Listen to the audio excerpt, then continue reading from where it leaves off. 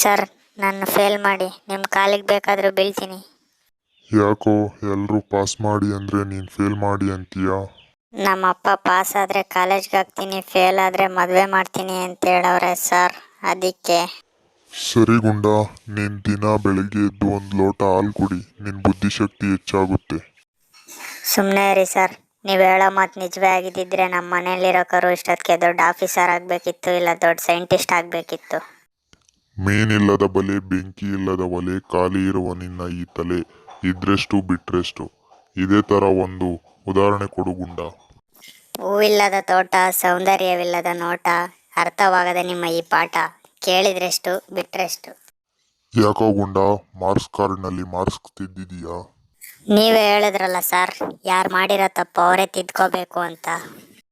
ಸರಿ ಗುಂಡ, ನಿಮ್ ಫ್ಯಾಮಿಲಿ ಮೆಂಬರ್ಸ್ ಹೆಸರನ್ನ ಇಂಗ್ಲಿಷ್ನಲ್ಲಿ ಹೇಳು.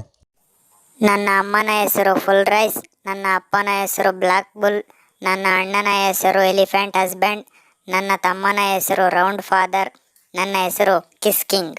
ಸರಿ ಗುಂಡ, ಸೀನಿಯರ್ಗೂ ಜೂನಿಯರ್ಗೂ ಇರೋ ವ್ಯತ್ಯಾಸ ಏನೋ?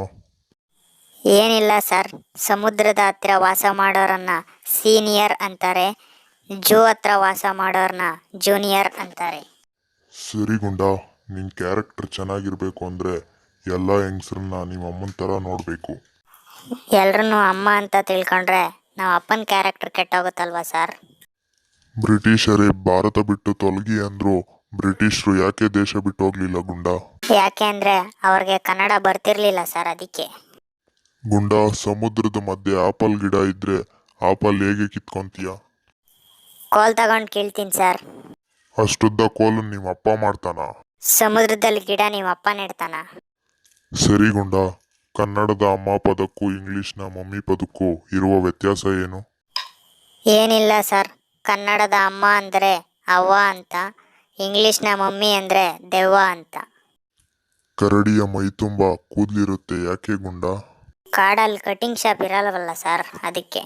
ಗುಂಡ, ಜಗತ್ತಿನಲ್ಲಿ ಗಂಡಂದಿರ ಲಕ್ಷಣ ಏನು?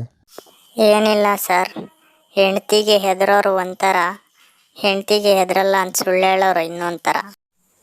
ಹಾಯ್ ಫ್ರೆಂಡ್ಸ್, ನೀವು ನಮ್ಮ ವಿಡಿಯೋ ನೋಡ್ತಾ ಇದ್ದೀರಾ, ಆದರೆ ನಮ್ಮ ಚಾನಲ್ ಸಬ್ಸ್ಕ್ರೈಬ್ ಆಗ್ತಾಯಿಲ್ಲ. ದಯವಿಟ್ಟು ನಮ್ಮ ಚಾನಲ್ ಸಬ್ಸ್ಕ್ರೈಬ್ ಮಾಡಿ. ಹಾಗೆ ಈ ವಿಡಿಯೋ ನಿಮ್ಗೆ ಇಷ್ಟ ಆಗಿದ್ದರೆ ಲೈಕ್ ಮಾಡಿ ಮತ್ತು ಶೇರ್ ಮಾಡಿ.